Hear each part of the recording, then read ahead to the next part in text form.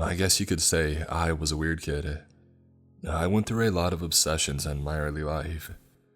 Phases where I would become obsessed with a topic for a couple of months, and learn everything I possibly could about it until inevitably, something else would catch my attention and I would move on. When I was around 10 years old, at a school book fair, a book with a large ship on its cover caught my eye. After glancing over the first few pages, I decided I would use the $10 that my parents had given me to spend at the fair on this one single book.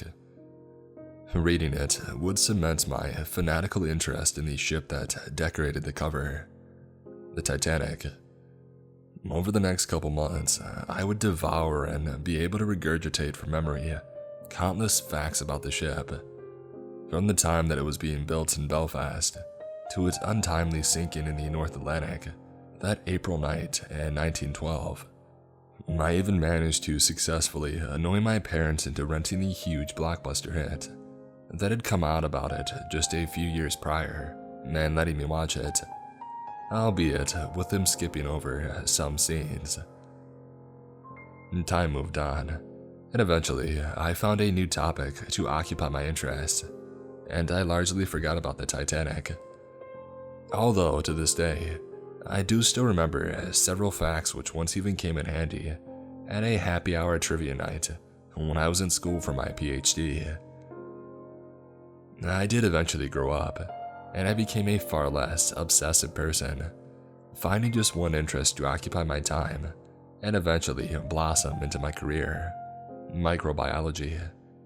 I had studied it in college and decided to go to graduate school for it, and I'm currently a professor at a relatively impressive private university, which I will leave nameless for privacy's sake, and I am able to pursue my passion with the relatively light compromise of having to lecture often hungover students about basic microbiology. I was working from home one night as my wife was preparing dinner, when I got a call from a colleague at a different university who I've collaborated with before. Again, for privacy, I've altered our names. "Matt," I said, answering the phone. "Hey Dennis, how you been?" After a couple of minutes of exchanging pleasantries, Matt got to the reason that he called. "I'm about to conduct a study to see what kind of bacteria tend to inhabit shipwrecks. There are a lot of sites for us to handle, and I won't be able to analyze all the samples on my own. Would you want to help out?" I understand that to the general public, anything that could come out of that study would be the equivalent to a couple sleeping pills. But for us though, it was pretty exciting. "Yeah, of course," I answered. "Just let me know when you ship the samples my way and I'll keep an eye out for them." There was a pause afterwards. "Well, actually, we would have to go in person. It's a few wrecks, some classical age stuff in the Mediterranean, some World War I vessels in the Baltic. I did get approval actually today for the Titanic, which I wasn't expecting." Dennis continued to drone on and on about how he had to fill out countless forms and basically learn to speak Lithuanian in order to complete the necessary paperwork. But all I could notice is that my curiosity had been piqued. I hadn't thought about the Titanic in a long while, but an opportunity was presented for me to visit the site itself. I agreed. The next few months were relatively busy with all the preparations needed to go on these expeditions. First, it was a lot of reading on bacteria native to these sites that we were visiting, as well as what previous studies of a similar nature had discovered. Then, there were also the protocols on operating with submersible vehicles that we would be in. I was told that I was learning all of this mostly for emergencies, as these submarines would all be manned by someone with 2 decades of experience in doing so. Before I knew it, I was saying goodbye to my wife and flying from North America to Ukraine, where the vessel was currently stationed. I met Dennis in the port city of Odessa, where we spent a day catching up and comparing what pre-existing literature we found on the topic. The next day, we went to the docks to check out what we would be floating home for the next few weeks. The boat itself wasn't the most modern, but it wasn't exactly outdated either. It had decent enough facilities for all of us, including our own private rooms, as well as a place to prepare food and lavatories. The owner of the boat, who also happened to be the captain, was a Ukrainian guy named Andrei.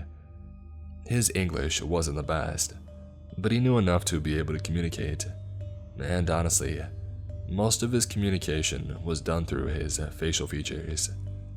You could always tell what he thought of what was being said by his eye rolls or his smiles. We were also accompanied by a couple of technicians, mostly Ukrainians and Russians, who spoke no English.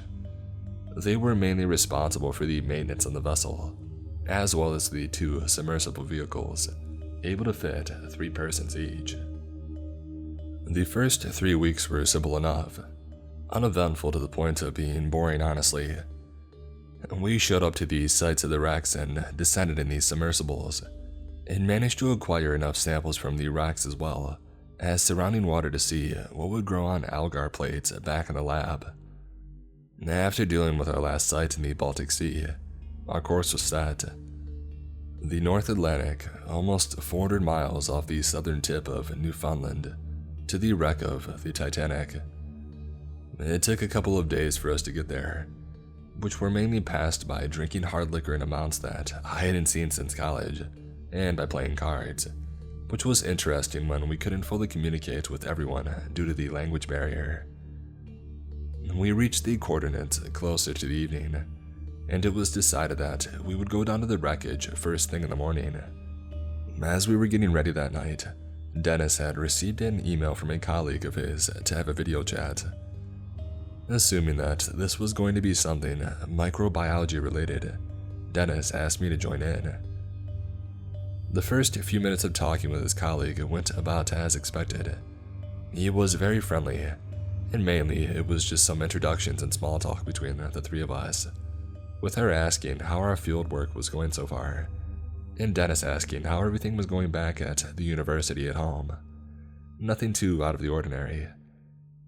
And then the smile began to vanish from her face.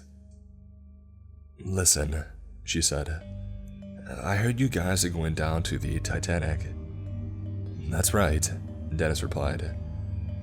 "I've never been there myself personally, but I know people who have.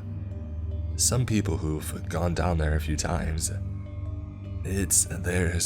Listen, just do me this favor. Don't spend more time than you have to out there." "What?" I had asked, confused. "Just trust me on this. Don't spend too much time down there. And promise me, please promise me that if you think you see something moving, don't look." Dennis and I were both dumbfounded. Was this some sort of joke? I don't understand, Rose," Dennis started. "I can't explain it myself. Like I said, I've never been down there. I just know people who have. Just be safe down there. It's way deeper than all the other wrecks you guys have gone to, and it's way far out from everything. Be safe." "Okay, we'll be fine. I'll see you back at the lab in about a week." And with that, Dennis signed off. We exchanged glances. There was no doubt between us. That conversation had taken a very weird turn. Dennis appeared to be a little shaken, but made some comment under his breath that Rose was very smart, but also had a reputation of being a bit eccentric. We went to the dining table and passed some time playing cards with Andre and the maintenance team. The next morning, I met Dennis and Andre on the deck as we made our way into the submersible. It was slightly cramped for 3 people, but it made a little sense to take down both just to have some more legroom. With the 3 of us inside, the vehicle began its descent down. It did become slightly unnerving. All the past wrecks were not so deep that there wasn't at least a little bit of sunlight, but here after some point, it was pitch black. We turned on the lights both inside and outside the submersible, and after some more time, it appeared. The bow came out of the darkness, just as it did in all the pictures and movies that you've probably seen. It nearly took me by surprise. I was so enamored by the darkness that I forgot that we were visiting a wreckage site. But there she was, the Titanic. And never, not even in my wildest dreams as a 10-year-old reading every Titanic book I could get my hands on, did I think that I would ever be able to see the wreckage for myself. The romanticism of the moment faded as I remembered the reason we were there, collecting wreckage and water samples. We started at the very tip of the bow and worked our way down the wreckage. We scraped off some of the rust and organic material that had accumulated on the railings, as well as samples of water right around the wreck. As we were making our way towards the back of the wreckage, I saw Andre turn his head with a confused look on his face. Neither of us said anything, but at some point, Andre shrugged his shoulders and we continued on with our work. We kept making our way to the back, and at least twice, I saw Andre turn his head and appear to look out into the darkness. "Is something wrong?" I asked. Dennis turned so that we were both facing Andre while he was able to look past us out towards the wreckage. "It's nothing. Andre stopped mid-sentence.